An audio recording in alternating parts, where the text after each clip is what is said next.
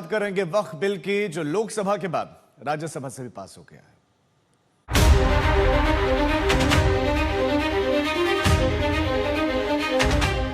Trying to divide the country for political benefit. Bill से संरक्षण मुसलमान को भी मिलेगा। धर्म को देखकर दोहरी नीति क्यों अपनाई जा रही है? हिंदुस्तान से ज्यादा माइनॉरिटी का सेफ्टी कहीं और नहीं है।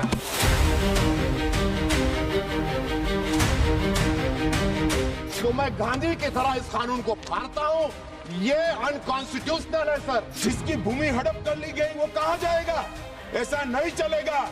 आपकी वोट बैंक के लिए आपने किया था, हम खारिज कर रहे हैं। जो सदस्य इसके पक्ष में आ गए, जो सदस्य विरोध में आ गए, प्रस्ताव स्वीकृत हुआ और विधेयक यथा संशोधित पारित हुआ। लोकसभा के बाद राज्यसभा में भी वक्फ संशोधन बिल पास हो गया है और पीएम मोदी ने वक्फ बिल को लेकर सोशल मीडिया पर एक पोस्ट किया है। इसे सामूहिक प्रयासों के लिए ऐतिहासिक क्षण बताया है। उन्होंने कहा कि इस वक्फ संशोधन बिल से उन लोगों को फायदा होगा जो हाशिए पर चले गए हैं, जिन्हें आवाज और अवसर दोनों से वंचित रखा गया था। यह वक्फ बिल सामाजिक आर्थिक न्याय सुनिश्चित करेगा। तो राज्यसभा से भी पास होने के बाद अब प्रधानमंत्री नरेंद्र मोदी ने सोशल मीडिया पर पोस्ट करके इसे हाशिए पर गए हुए लोगों के पक्ष में बताया कि इससे उनके जीवन में बदलाव आएगा। वक्फ बिल पास हो गया है, पहले लोकसभा से पास हुआ और ये पीएम मोदी का पोस्ट है जिसमें उन्होंने इस बिल के संबंध में बातें लिखी हैं कि ये बहुत बड़ा जो है ये फैसला है, एक बड़ा निर्णय है और एक सामूहिक प्रयासों के लिए ऐतिहासिक क्षण है और इस वक्फ संशोधन बिल से हाशिए पर चले गए लोगों को फायदा होगा। तो आखिरकार राज्यसभा में कई घंटों तक चर्चा हुई और उसके बाद से संशोधन पास हो गया और पूरे दिन एनडीए और इंडिया गठबंधन के सांसदों के बीच में जोरदार बहस भी चली। पहले लोकसभा में चले, फिर राज्यसभा में चले। राज्यसभा में बिल के विरोध में 95 वोट पड़े, जबकि बिल के पक्ष में 128 वोट पड़े। और इससे पहले बुधवार को लोकसभा में जब वक्फ बिल पास हुआ था, दोनों ही सदनों से बिल के पास होने के बाद से अब जो नियम है, जो प्रक्रिया है वो अपनाई जाएगी, यानी कि राष्ट्रपति के पास इसको भेजा जाएगा। राष्ट्रपति की मंजूरी के साथ ये बिल कानून की शक्ल ले लेगा। विपक्ष मोदी सरकार पर आरोप लगा रहा था कि इस बिल के जरिए सरकार वक्फ की संपत्ति जब्त करना चाहती है, जबकि बीजेपी कह रही है कि विपक्ष मुसलमानों को अपने सियासी फायदे के लिए गुमराह कर रहा है। और अल्पसंख्यक कार्य मंत्री किरण रिजिजू ने कहा, मुस्लिमों के धार्मिक क्रियाकलापों में किसी भी तरह का हस्तक्षेप कोई भी गैर मुस्लिम नहीं करेगा। साथ ही आपको बता दें कि बिल के समर्थन के विरोध में बिहार में जेडीयू के 3 मुस्लिम नेताओं ने पार्टी से इस्तीफा दे दिया है। Honorable members, subject to correction, ayes 128.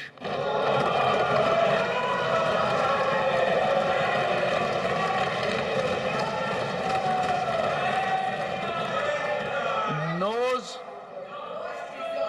95.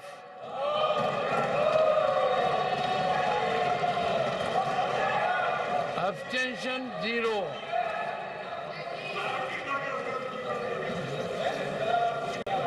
The bill is passed.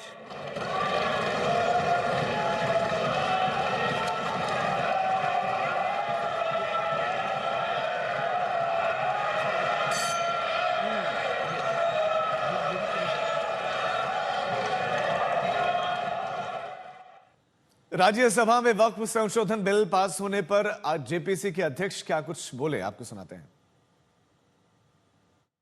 वक्फ के संशोधन बिल को लेकर के लोकसभा के स्पीकर ओम बिरला जी ने ज्वाइंट पार्लियामेंट्री कमेटी सरकार के आग्रह पे बनाई थी और हमने लगातार 6 महीने 38 बैठकें की, देश के विभिन्न राज्यों में गए, 284 डेलीगेशन से मिले और कम से कम 200 घंटे हमने एग्जॉस्टिव लोगों से मीटिंग की और उसके बाद जो रिपोर्ट थी अपने जेपीसी के क्लॉज बाई क्लॉज पे, हमें इस बात का संतोष है कि हमारी सभी रिकमेंडेशंस या अमेंडमेंट्स को सरकार ने स्वीकार किया।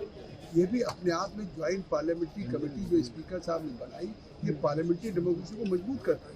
चाहती तो सरकार इस बिल को सीधे उसी समय जब इंट्रोड्यूस किया था लोकसभा राज्यसभा से पारित करा सके, लेकिन आज अब जेपीसी के द्वारा किए गए रिकमेंडेशन पे अमेंडेड बिल पास हो रहा है। इससे साफ है कि देश के सारे स्टेक होल्डर्स की राय को उनको कंसल्ट किया गया और कल अमित शाह जी ने लोकसभा में स्पष्ट कर दिया जो आज भी देश को गुमराह कर रहे हैं, चाहे ओवैसी हो चाहे सैयद नासिर हमारे राज्यसभा में हो।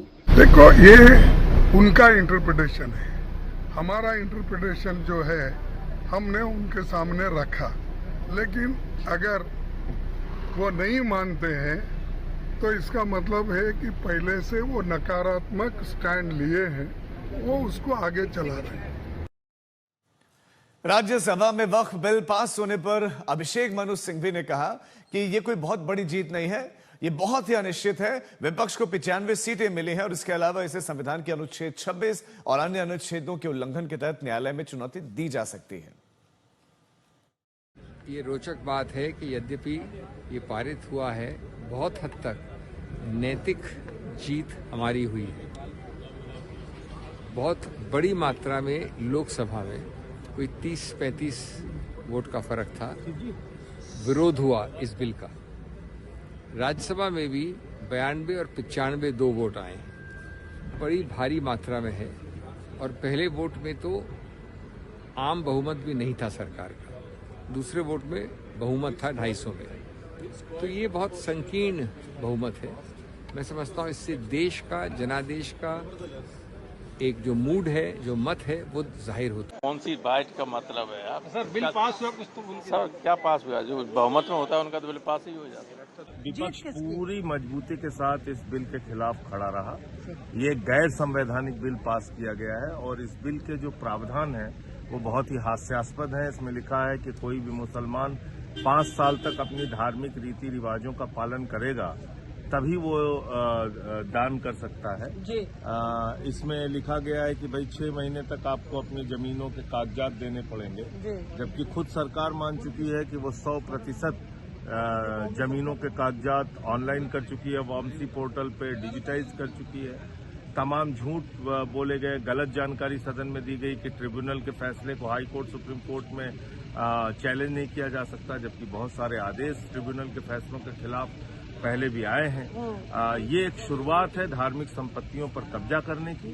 देखिए, आज सबसे पहले मैं कहना चाहूँगा कि एक ऐतिहासिक दिवस है हमारे सेक्युलरिज्म के लिए, हमारे महिलाओं के लिए, एक प्रकार से हमारे अक़लियतों के लिए, माइनॉरिटीज़ के लिए भी।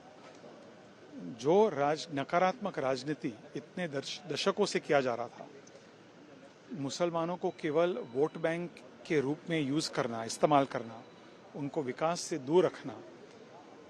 मैंने आज अपने भाषण में भी कहा कि 370 हटने के बाद सबसे ज़्यादा फ़ायदा कश्मीरी मुसलमानों को हुआ और मुझे यकीन है कि वक्फ अमेंडमेंट बिल लोकसभा राज्यसभा में पारित हुआ, कुछ ही समय में एक कानून बन जाएगा।